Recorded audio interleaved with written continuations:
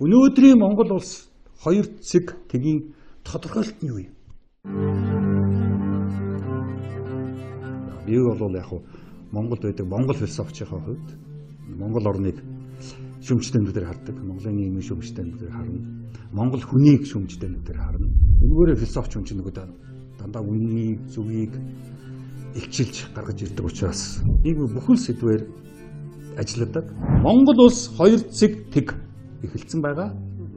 Нэг талд нь нутгизм, нутагтнууд, нөгөө талд нь шал ертөнцид орцсон дижитал захин ертөнцийн видеоны дэлгэцийн үе хажуудалд ингэж байж байна. Тэр инээдэмтэй тэр үлгэр тэр жижигхэн амьдрал ард хоцорсон. Энийг одоо хүлээмжшүүлэх хэрэгтэй.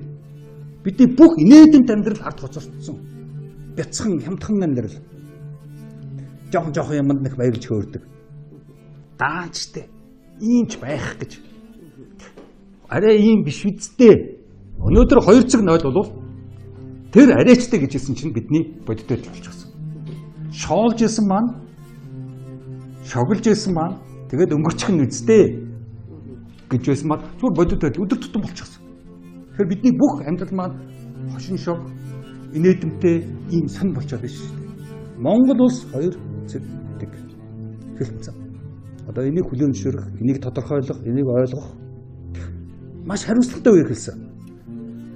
Хятад, Орос, Америк, Европ, Япон, Солонгос ямар ч асуудалгүй. Яг бол энийг мэдчихсэн гэдэг чинь. Энийг мэдсэн учраас төрийнх нь бодлого, боловсролынх нь бодлого, шашных нь бодлогот ороод явчихсан. Эдийн засгийн бодлогот ороод явчихсан. Мөнгө хаашаа явуулах уу? Бүгдийг мэдж байгаа. Бид нар хийж мэдэхгүй. Шинэ хэвийн байдал гэсэн нэг үг яваад байгаа шүү. New normality гэдэг. Тэр бол байхгүй.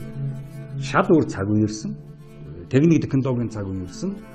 Гар утасны цаг үе ирсэн. Интернетийн цаг үе ирсэн.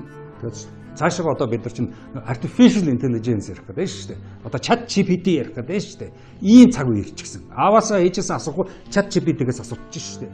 Улс орноороо шүүмжлэл явагдах хэрэгтэй. Хаалт шүүмжлэлийн хурлууд хийх хэрэгтэй.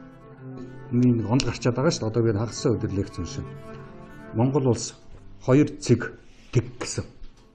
Тийм. Өнөөдөр бол бид нар Монгол улс 2 цэг тэг дээр ирсэн байна.